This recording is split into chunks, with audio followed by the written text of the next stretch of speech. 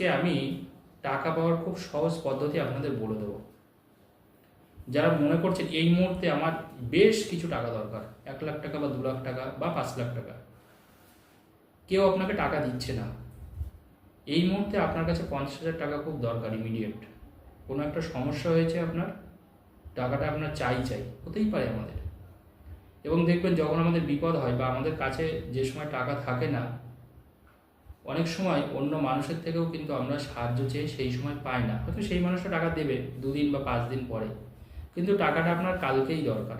সেই মানুষটা বললো আপনাকে 7 দিন পরে টাকাটা দেবে, কিন্তু দরকার তো আপনার আগামীকাল, তাহলে 7 দিন পরে নিয়ে কিন্তু আপনার লাভ হবে না। দেখুন মানুষ, আমি আপনাদের কথাটা কিন্তু অনেকবার বলেছি যে দেখবেন কিছু মানুষের কাছে দেখবেন টাকা কিন্তু থাকে না, তার মানে এই না যে সেই মানুষটা কিন্তু কোনো ইনকাম করে না, এটা সবসময় মাথায় রাখতে হবে। কিন্তু আমাদের সেই মানুষটা কিন্তু যথেষ্ট ইনকাম করে, কিন্তু সে টাকা রাখতে পারে না, কোনো না কোনোভাবে টাকাটা তার বেরিয়ে যায়। দেখুন এই যে টাকা বেরিয়ে যায় বা টাকা থাকে না, এর পিছনে জানবেন দুটো কিন্তু মস্ত বড় কারণ থাকে মানুষের। একটা হচ্ছে গ্রহ দোষ বা গ্রহগত কারণ, আর একটা হচ্ছে বাস্তু দোষ। আপনি যে বাড়িতে বসবাস করেন বা যে ফ্ল্যাটে বসবাস করেন বা যে জায়গায় বা জমিতে বসবাস করেন, বা আপনি যদি কোনো ভাড়ার ঘর বা রেন্ট যেখানে আপনি থাকেন ভাড়া, সেখানেও যদি কোনো বাস্তুদোষ থাকে, সেটা কিন্তু আপনার উপরে বর্তাবে। দেখবেন অনেক বাড়ি, ভাড়া বাড়ি কিন্তু বাস্তু মেনে করে, সেক্ষেত্রে তারা উন্নতি করে সেই বাড়িতে। আবার অনেকে আছে সেই ভাড়া বাড়িতে গেলে মানে তার যা ইনকাম, সেই ইনকাম তো থাকেই না, উল্টে তার ঋণ করতে হয়। এটা কিন্তু বাস্তু দোষ, এটা আপনার দোষ না। দেখুন বাস্তু দোষটা হচ্ছে যখন আমরা বাড়ি করি বা ফ্ল্যাট নিই, তখন আমাদের দেখে নিতে হয়। যারা বাস্তু জানে, শাস্ত্রটা জানে, কোথায় কোনটা করার নিয়ম, সেই অনুযায়ী করতে হয়। এবার এক্ষেত্রে আপনার কোনো দোষ থাকে না। এবার আপনারা যদি আগে থেকে এটা না করেন, সেই ক্ষেত্রে আপনারা তার ফল ভোগ করবেন। আর দ্বিতীয় আরেকটা কারণ থাকে, যদি আপনার হরোস্কোপে দেখা যায় কোনো গ্রহগত দোষ থাকে, তাহলে দেখবেন আপনি মাসে 50,000 টাকা ইনকাম করেও কিন্তু টাকা রাখতে পারবেন না, তারপরও আপনার লোন হয়ে যাবে, প্রচুর লোন হবে। যাই হোক, আজকে আমি একটা সহজ উপায় আপনাদের বলে দিই, যাতে করে আপনার হঠাৎ অর্থের প্রয়োজন হলে সেই অর্থটা আপনি খুব দ্রুত পেয়ে যান। সেই অর্থটা যাতে আপনার কাছে আসে, এবং অর্থটা আসবেই, এটা কিন্তু পরীক্ষিত টিপস, অর্থ আপনার আসবেই। এবং যদি মনে করেন যে কোনো মানুষের কাছে আপনি টাকা পান, অনেকেই তো আছে যে আপনি হয়তো কাউকে টাকা ধার দিয়েছেন 5 লাখ টাকা, সে দেবো করছে কিন্তু দিচ্ছে না, সেই টাকাটা হয়তো আপনার প্রয়োজন, হতেই পারে। অনেকেই আছে যারা অন্য মানুষের বিপদ শুনে তাকে আপনি সাহায্য করেছেন, এখন উল্টে সে তো আপনাকে টাকা দিচ্ছেই না, এমনকি আপনাকে হুমকি দিচ্ছে, চমকাচ্ছে, আপনাকে ধমকাচ্ছে। তাহলে দেখুন আপনি তাকে সাহায্য করলেন, সে কোথায় আপনার উপরে কৃতজ্ঞ থাকবে, উল্টে আপনার উপরে সে প্রেশারাইজড করছে। তাহলে এই সমস্যার সমাধান হচ্ছে আজকে যেটা উপায় আমি বলে দিচ্ছি, আপনারা এটা বাড়িতে করুন। অবশ্যই আপনাদের আর্থিক যে সমস্যাটা আছে সেটা কিন্তু কাটবে, অর্থ আপনার কাছে আসবেই। এই কাজটা করার জন্য আপনার দুটো জিনিসের একটু কষ্ট করে আপনাকে জোগাড় করতে হবে। 1 নম্বর হচ্ছে একটু কলার পাতা জোগাড় করতে হবে।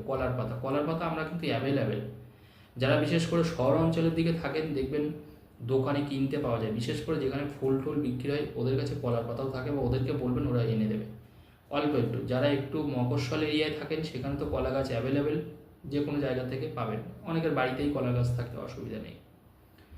তো আপনাকে অল্প একটু কলার পাতা, একটুখানি কলার পাতা হলেই মোট কথা হবে। আপনি যেটা করবেন সেটা হচ্ছে অল্প একটু কলার পাতা নিলেন, কলার পাতার উপরে আপনি মা লক্ষ্মীর যে বীজ মন্ত্রটা আছে শ্রীং, মা লক্ষ্মীর বীজ মন্ত্র কিন্তু শ্রীং, এই কথাটা মনে রাখবেন। শ্রীং, তার বিষয়ে অফলে দীর্ঘি অনেক সার, শ্রীং, আমি পারলে একটু স্ক্রিনে লিখে দেবো। শ্রীং ওই কলার পাতার উপরে আপনি 12 বার লিখবেন, জাস্ট লাল কালি দিয়ে লিখবেন। দেখুন কলার পাতার উপরে লিখতে গেলে অনেক সময় মানে মানে ফেটে যেতে পারে, কলার পাতা ফাটুক, তাতে কোনো অসুবিধা নেই। আপনি আস্তে করে কলম দিয়ে বা ডট পেনে, যেটা আপনার সুবিধা হয়, তবে লাল কালি ব্যবহার করবেন, এটা মাথায় রাখবেন। আলতো করে হালকা করে আপনি লিখবেন শ্রীং শ্রীং শ্রীং, এইভাবে কলা পাতার উপরে 12 বার লিখবেন লাল কালি দিয়ে, মা লক্ষ্মীর বীজ মন্ত্রটা লিখে দেবেন। লিখে দেওয়ার পরে কলার পাতার উপরে আপনি বাড়িতে যে প্রদীপটা জ্বালান, ওই প্রদীপটা কলার পাতার উপরেই কিন্তু আপনাকে রাখতে হবে। কলার পাতার উপরে রেখে আপনি ওর মধ্যে একটু ঘি দেবেন, ঘি দিয়ে মা লক্ষ্মীর সামনে প্রদীপটা জ্বালাবেন।